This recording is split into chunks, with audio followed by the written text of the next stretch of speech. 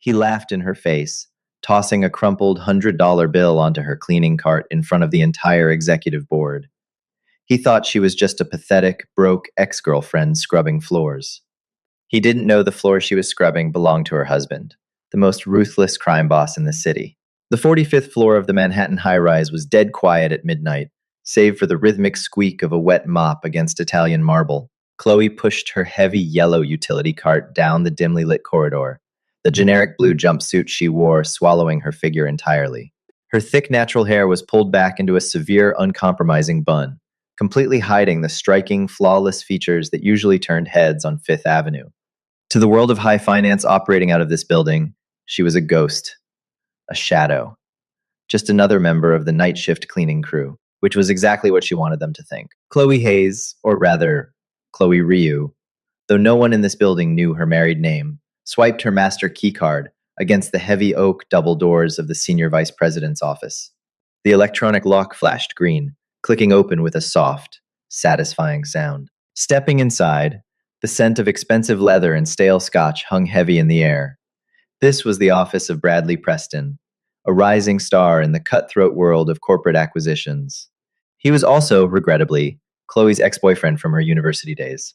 Back then, Bradley was just a desperate finance major looking for a ladder to climb. Chloe had supported him, typed his papers, and worked double shifts at a diner to help pay his rent. But the moment Bradley landed his first junior analyst position at Goldman Sachs, he dumped her. "You're just not ambitious, Chloe," he had told her in a crowded coffee shop. "I need a partner who understands power. You're always going to be stuck at the bottom of the food chain." Chloe smiled to herself, a cold, sharp curve of her lips, as she walked over to Bradley's massive mahogany desk. She wasn't here to clean his coffee rings. She set her spray bottle down and swiftly pulled a sleek, encrypted flash drive from beneath the false bottom of her cleaning caddy. Inserting it into the hidden port at the back of Bradley's tower, she watched the progress bar on her modified smartphone light up. Bradley's firm had been quietly laundering millions for a rival cartel based out of Macau. Her husband, Sebastian Ryu, the undisputed head of the largest, most lethal Korean syndicate operating on the East Coast, needed proof. And nobody notices the cleaning lady plugging a device into the back of a computer while she vacuums the rug. Just as the progress bar hit 90%, the heavy oak doors swung open. "I'm telling you, Jessica, the Ryu Holdings deal is basically in the bag." A loud, arrogant voice echoed into the room. Chloe immediately yanked the flash drive out, dropping it seamlessly into her deep pocket, and grabbed her microfiber cloth, violently scrubbing a non-existent stain on the glass coffee table. The lights flipped on, blindingly bright. Bradley Preston stood in the doorway, a custom-tailored Tom Ford suit clinging to his frame, his hair perfectly coiffed. He was holding his iPhone up, clearly on a FaceTime call with his fiancée, Jessica Sinclair, a notoriously spoiled shipping heiress. Bradley paused, his eyes narrowing at the woman in the blue jumpsuit. He lowered his phone slightly, squinting. "Excuse me, you're not supposed to be in here when I'm..." Bradley stopped dead. The color drained from his face for a fraction of a second, quickly replaced by a flush of absolute, arrogant amusement. "Chloe? Chloe Hayes? Is that actually you?" Chloe straightened up slowly. She kept her face entirely blank, a skill she had perfected over years of sitting at underground poker tables, surrounded by killers. "Hello, Bradley." A sharp bark of laughter erupted from Bradley. He walked further into the office, looking her up and down with intense disgust. The oversized jumpsuit, the rubber gloves, the mop bucket. "Oh my God, this is priceless. I always knew you'd peak at college, but I didn't think you'd literally be scrubbing my floors." From the phone speaker, a shrill, manicured voice chimed in. "Babe, who are you talking to? Is it a beggar?" "Worse, Jess," Bradley sneered, holding the phone up so the camera pointed directly at Chloe. "It's the ex I told you about, the one with zero ambition. Look at her, still wearing polyester and smelling like lemon pledge." Jessica's laughter echoed through the opulent office. "Oh my God, Bradley, don't get too close. She probably hasn't showered. Make sure she doesn't steal your Mont Blanc pen. You know how these people are." "I wouldn't touch your pens, Bradley," Chloe said, her voice smooth as dark velvet, unbothered by their cruelty. "They look as cheap as your personality." Bradley's face darkened. He slammed a hand onto his desk. "Watch your mouth, cleaner. I'm an SVP at this firm. One word from me to the building manager, and you're back on the streets where you belong." You're nothing. He reached into his pocket, pulled out his sterling silver money clip, and peeled off a crisp $100 bill. He threw it on the floor, right into a puddle of spilled water near her cart. There, Bradley spat. A little tip. Clean up the water, empty my trash, and get the hell out of my office. And Chloe, try not to cry on the marble. Saltwater stains. Chloe looked at the wet $100 bill on the floor. Then she looked up at Bradley. Her dark, almond shaped eyes held an ocean of terrifying calm. If Bradley had half a brain, he would have recognized the look of a predator. Instead, he just saw a victim. Of course, Mr. Preston, Chloe said softly. She didn't pick up the money. She simply grabbed her cart and wheeled it out of the office, the encrypted drive sitting safely in her pocket. As she walked down the hall, she could still hear Bradley boasting to his fiancée about how pathetic his past had been and how brilliant his future was going to be once they secured the Ryu Holdings merger. Chloe stepped into the service elevator and hit the button for the basement. She reached up, pulling the severe scrunchie from her hair, letting a cascade of thick, gorgeous, dark curls tumble down her back. Ryu Holdings, she thought, a genuine smile finally gracing her lips. Oh, Bradley, you have absolutely no idea. The basement loading dock was damp and smelled of ozone and garbage, but as Chloe stepped out of the service doors into the cool 2 a.m. air, she left that world entirely behind. Idling in the shadowy alleyway was a vehicle that cost more than Bradley Preston's entire Manhattan apartment. A bulletproof obsidian black Mercedes Maybach S, 680. Surrounding it were 4 men in immaculate dark suits, their eyes scanning the perimeter with lethal efficiency. As Chloe approached, the largest of the men, a heavily scarred enforcer named Thomas, bowed his head respectfully and opened the heavy armored door for her. Good evening, ma'am. Thank you, Thomas, Chloe murmured, slipping into the cavernous, cream leather interior of the luxury vehicle. The air inside was cool, smelling of rich cedar and the subtle, intoxicating scent of expensive cologne.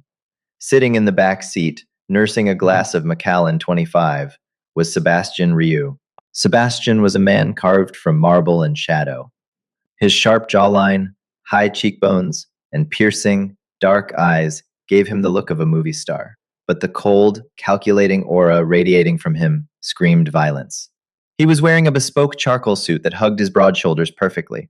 As the head of a syndicate that controlled half the shipping ports on the eastern seaboard and held billions in legitimate real estate, he was feared by senators and street bosses alike. But as Chloe slid into the seat beside him, the ice in his eyes instantly melted into a profound, consuming fire. You're late, Nacerang, my love, Sebastian said, his voice a low, gravelly baritone that sent a familiar shiver down her spine. He reached out, his large, ringed hand gently cupping her jaw. His thumb stroked the soft, dark skin of her cheek. Traffic on the 45th floor, Chloe replied smoothly, leaning into his touch. She reached into the pocket of her ridiculous blue jumpsuit and pulled out the flash drive, dropping it into the crystal cup holder between them. I got the ledgers. Preston and Cole Associates have been funneling the Macau money through 3 offshore shell companies. Sebastian glanced at the drive, but his attention quickly returned to his wife. His eyes narrowed as he studied her face. He knew every micro-expression, every shift in her breathing. Something happened. You're tense. Did security give you trouble? No, Chloe sighed, resting her head against the plush headrest. I ran into someone, an old acquaintance, Bradley Preston. The temperature in the Maybach seemed to drop 10 degrees. Sebastian went perfectly still. Preston, the senior vice president, the one who has been calling my legitimate offices, begging for a Series C funding injection? That's the one, Chloe said. He's the man I dated briefly in college, the one I told you about. Sebastian's grip on his whiskey glass tightened until his knuckles turned white. He remembered the stories. He remembered how broken Chloe had felt when an arrogant frat boy had told her she was worthless. To Sebastian, Chloe was a goddess. She was the brilliant strategist who helped him consolidate his empire, the only woman who could look a loaded gun in the barrel and not flinch, the queen who ruled his dark underworld by his side. What did he say to you? Sebastian's voice was dangerously soft now. It was the tone he used right before someone vanished into the Hudson River. Chloe gave a dry chuckle. He laughed. He called his fiancée so they could both mock me. He threw a $100 bill into a puddle of mop water and told me to clean it up. Crack. The crystal glass in Sebastian's hand shattered.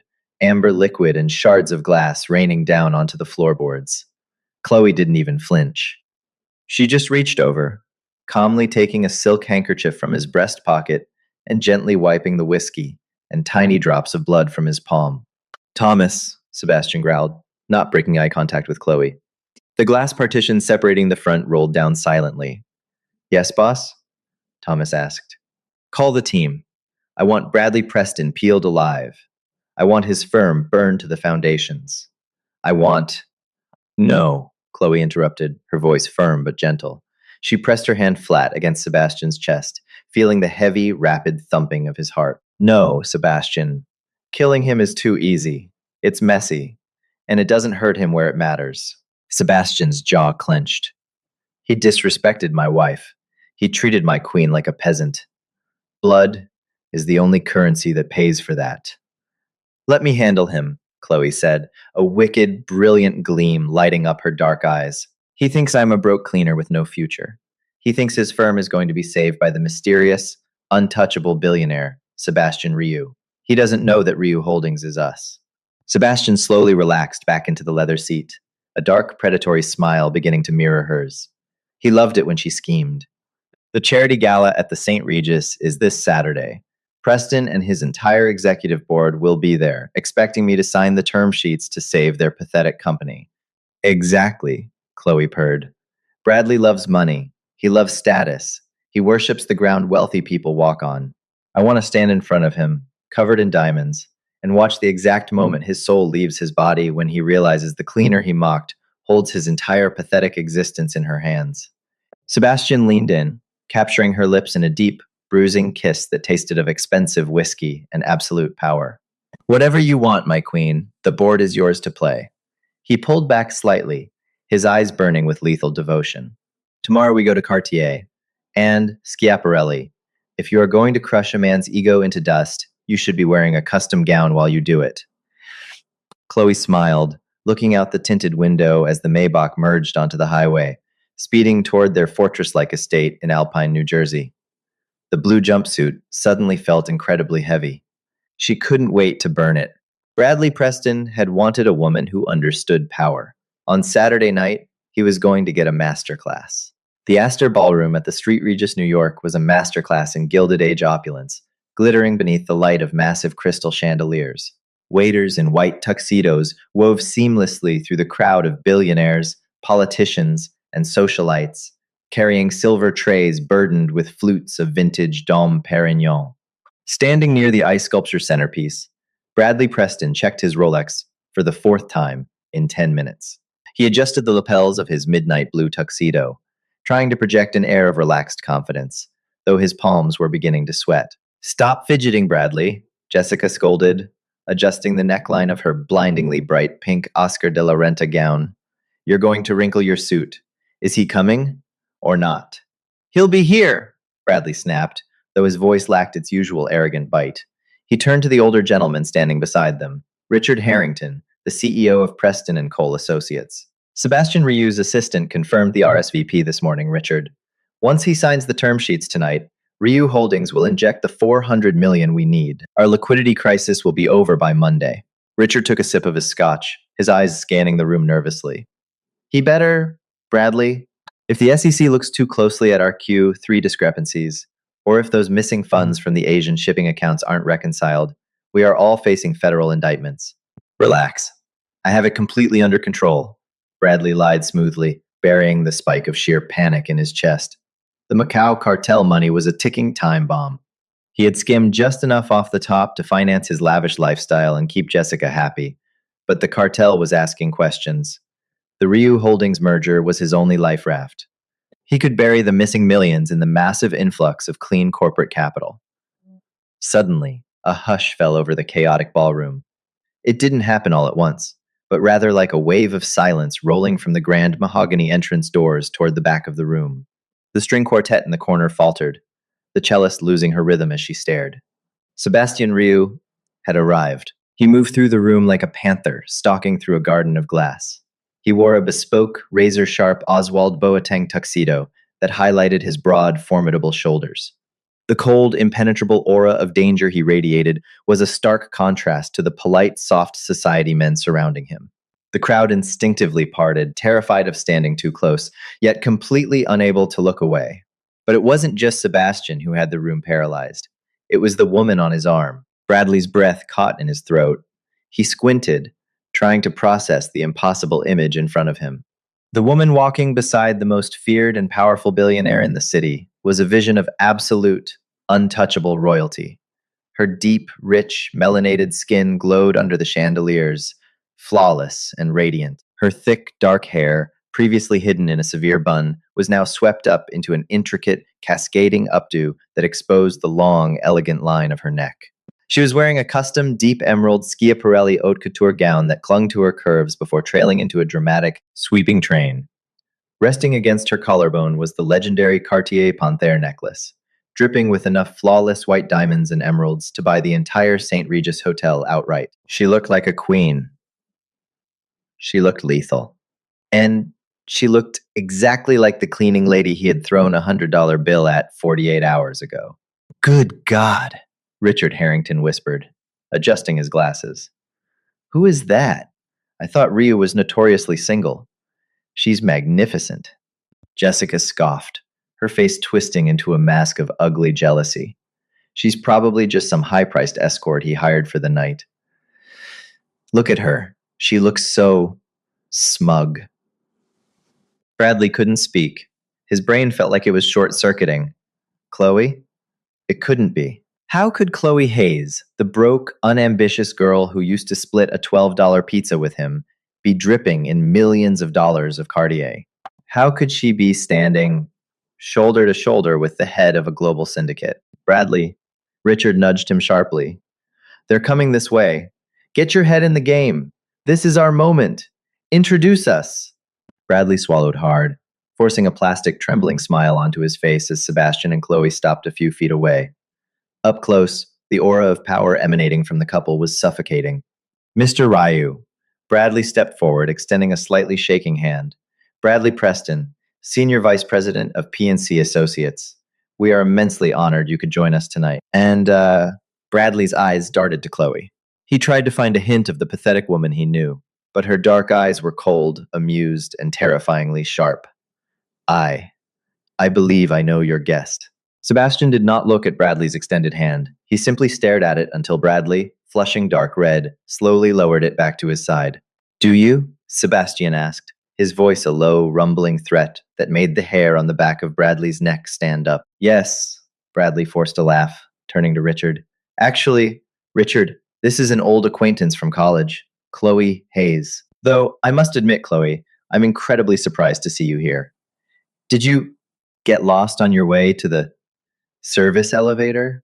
Jessica giggled loudly, sipping her champagne.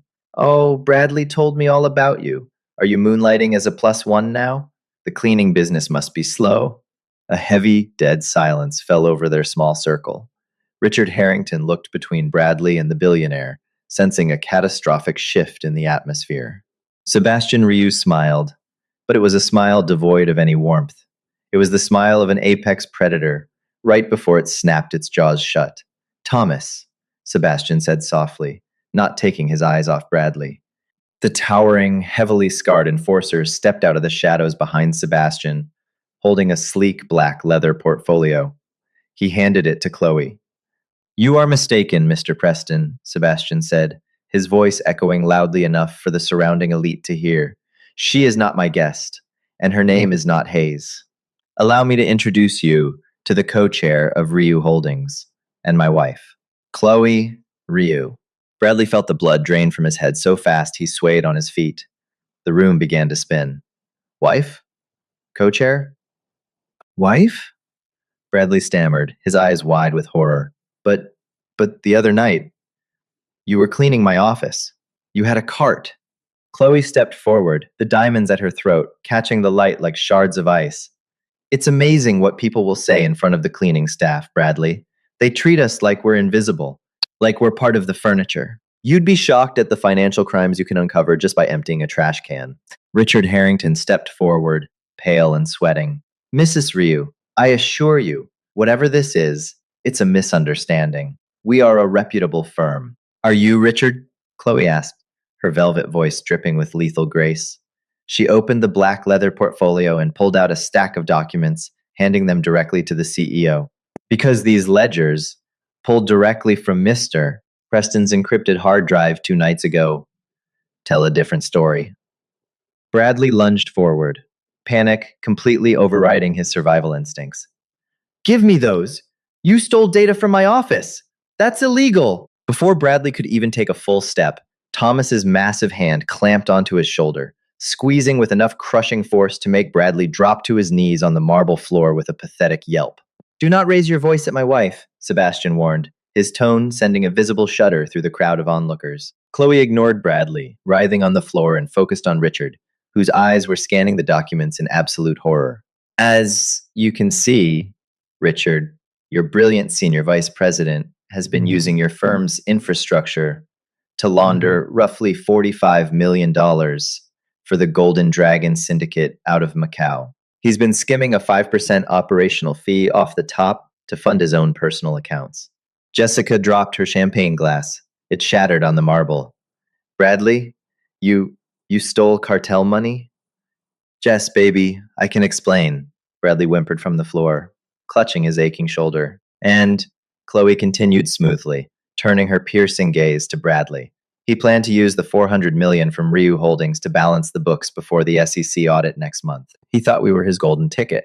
Chloe walked slowly around Bradley, the heavy silk train of her Schiaparelli gown brushing against his knees. You told me I lacked ambition, Bradley. You said I was stuck at the bottom of the food chain. But it turns out I'm the one who decides who eats and who gets eaten. Please, Bradley begged, looking up at Sebastian, tears of humiliation and terror streaming down his face. Mr. Ryu, please. If the Macau cartel finds out I lost their money, they'll kill me. I'll do anything. I'll sign the firm over to you for pennies. Sebastian looked down at him with an expression of profound disgust. I do not deal with thieves, Preston, and I certainly do not deal with men who disrespect my queen. He glanced at Chloe, a look of absolute, terrifying devotion in his dark eyes. Is it time, Naisarang? It is, Chloe smiled. Right on cue, the heavy doors of the Astor Ballroom swung open violently. A dozen men and women wearing navy windbreakers with the letters FBI, Southern District of New York, emblazoned on the back, stormed into the room. Richard Harrington, Bradley Preston, the lead agent barked, flashing his badge. You are both under arrest for conspiracy, wire fraud, and international money laundering. Chaos erupted in the ballroom. Socialites gasped and backed away as federal agents swarmed the CEO and the crying SVP. They hauled Bradley to his feet, forcefully snapping cold steel handcuffs around his wrists. Jessica! Bradley cried out as an agent pushed him toward the exit. Jess, call my lawyer! Call my father! Jessica Sinclair took 3 huge steps backward, her face twisted in a mixture of fear and absolute revulsion. I don't know you, she hissed publicly, stripping the 4-carat engagement ring off her finger and tossing it onto the floor. You're pathetic. As the agents dragged Bradley past Sebastian and Chloe, Chloe stepped into his path, forcing them to pause. She looked at the utterly broken, humiliated man before her. He was ruined. His career was over, his fiancée had abandoned him, and he was heading to a federal penitentiary, assuming the cartel didn't get to him first. Chloe reached into her custom metallic clutch. She pulled out a crisp, slightly wrinkled $100 bill, the exact same bill he had thrown into the mop water. She let it flutter out of her fingers. It drifted through the air, landing softly on the lapel of Bradley's ruined tuxedo before dropping to the floor. A little tip, Bradley, Chloe said softly, her eyes gleaming with dark, absolute victory. Clean up your own mess. Bradley sobbed openly as the agents hauled him out of the ballroom, his wails echoing down the gilded corridors until the heavy oak doors slammed shut behind him. The ballroom remained frozen in stunned silence. Nobody dared to speak. Nobody dared to breathe too loudly. Sebastian stepped up behind Chloe, wrapping a strong, protective arm around her waist. He pulled her flush against him, kissing the side of her temple. Magnificent, he murmured against her skin. Absolutely ruthless. Have I told you how much I love you today? Chloe leaned back into his embrace, a genuine, radiant smile finally breaking across her face. You might have mentioned it this morning, but I'll never get tired of hearing it. Come, Sebastian said, gently guiding her toward the exit. Thomas and the security detail forming an impenetrable wall around them. Let's go home. You look far too beautiful to be standing in a room full of amateurs, as the heavy oak doors swung shut behind the Ryus, leaving the terrified high society elite in their wake. One thing was entirely clear to everyone in New York. You never, ever cross the cleaner. If you love this story of karma, power, and sweet mafia revenge, smash that like button and hit subscribe. Don't forget to share this video with your friends who love a good plot twist and a powerful female lead. Drop a comment below telling us what you think Bradley's worst punishment is: losing his money, his fiancée, or his pride. Turn on notifications for more daily dramatic stories.